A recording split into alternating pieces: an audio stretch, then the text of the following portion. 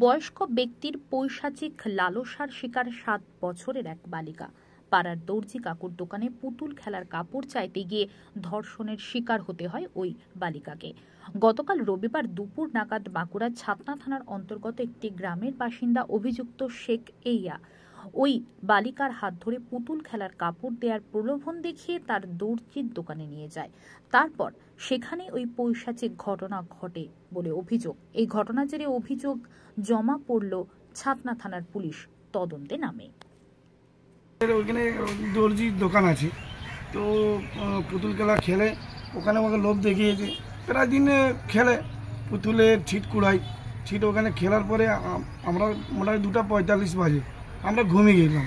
তো ঘুমাবার পরে ওকে লোভ দেখিয়েছে যে পুতুল খেলা তুমি দেবো, পুতুল অনেক আপনার ছিট দেবো, ওরকম করে বাড়িতে ও শাটারের মধ্যে নিয়ে যায়। দোকানে লিখেছে, দিয়ে ও শাটার বন্ধ করেছে। ওরা আমাদের রোডের সামনে, আমাদের বাড়ি তো একটু দূরে আছে, সব অনেক লোক দেখেছে যে শাটার কেন বন্ধ হয়ে গেল। বন্ধ হওয়ার পরে হ্যাঁ আমার পাশাপাশি লোক বলছে খুলেছে, তখন দেখছি যে অনেকক্ষণ পরে খুলেছে, দেখছি ও একদম উলঙ্গা আছে, বাচ্চা মেয়েটাকে মানে কোলে করে নিয়ে। ঠিক আছে, তারপরে আমরাকে খবর দিই, আমরা আসি, ঘুমাচ্ছিলাম। ঘুমাবার পরে আমরা যাই, তারপরে দেখছি হয় এরকম ঘটনা। আমাদের এইখানের মধ্যে যখন খবর দিই, আমরা ঘুমাচ্ছিলাম, তখন পুলিশ এসে ওনাকে উদ্ধার করার পরে আমরাকে বললো কি হবে। আমরা তখন বললাম যে আমার এই একটা ছোট্ট মেয়ে, হ্যাঁ, তারপরে ওখানে এখন পরিস্থিতি হচ্ছে কি খুবই মানে বলতে লজ্জার বিষয়।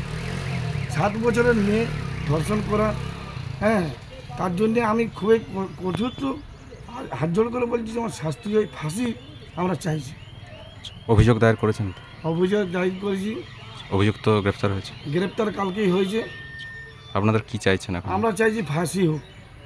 আমরা খুবই চাইছি যে উনি খুব অনেক মানে বাচ্চাকে এরকম করেছে, জাস্ট আমার বলে আমি ধরা পড়েছি। আমি চাইছি কি ওর খুবই ফাঁসি হোক, তার জন্য আমরা আপনাকে আবেদন জানাচ্ছি। দেখবো, আচ্ছা টুপিটা দেখছি, একটা আছে তো